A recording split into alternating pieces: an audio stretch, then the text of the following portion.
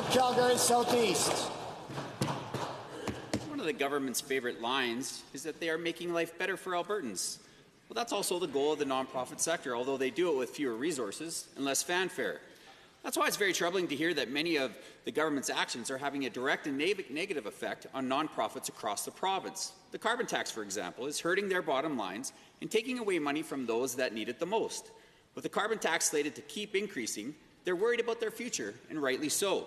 To the Premier, will you commit to a carbon tax exemption for nonprofits so that the dollars are going towards the people it's intended to help and not government coffers? Hear, hear. The Honourable Premier.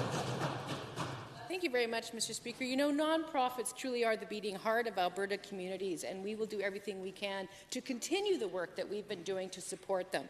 When it comes to energy efficiency and the carbon levy, Mr. Speaker, we have created the Nonprofit Energy Efficiency Transition Program. We have already provided support to more than 100 nonprofits across the province, and that's in addition to other things that we have done, Mr. Speaker, like, for instance, increasing FCSS funding for the first time in over a decade by about 25%, Mr. Speaker. These are the kinds of things you do to make Thank you, Honourable Premier. For supplemental.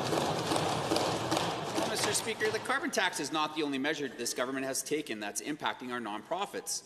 The increase to minimum wage has been made with good intentions, but the government isn't the one that has to deal with those consequences. The increase in labour costs means fewer staff, shorter hours, or it might mean a nonprofit has to close its doors completely.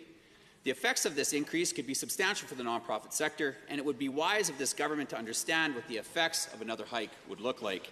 To the Premier, will the government commit to a review of the impact of the changes to the minimum wage on the nonprofit sector before yet introducing another increase? The Honourable Premier.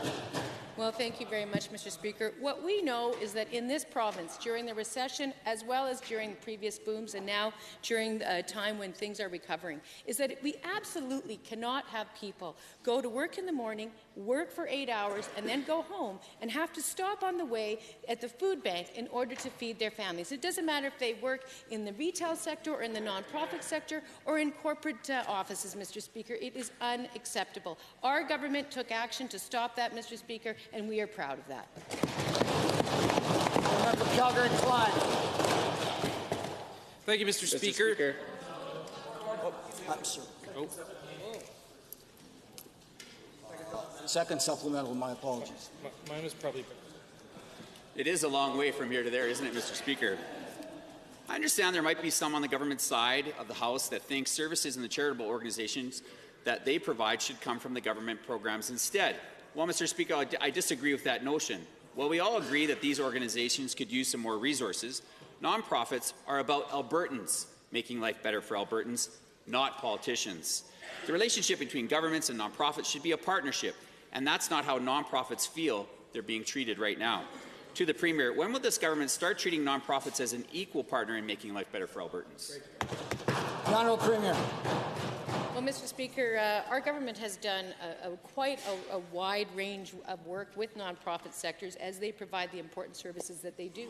And in fact, we do absolutely respect the work that they do. As I mentioned previously, one of the first things our government did when we just got elected was, after many, many, many years of asking the previous government, of which the member opposite was a part, to increase FCSS funding after not touching it for years. We did increase it, and the finance minister tells me it was 33%, not 25%. So, Mr. Speaker, we will continue to work with nonprofits because we understand how important they are to making life better for Alberta.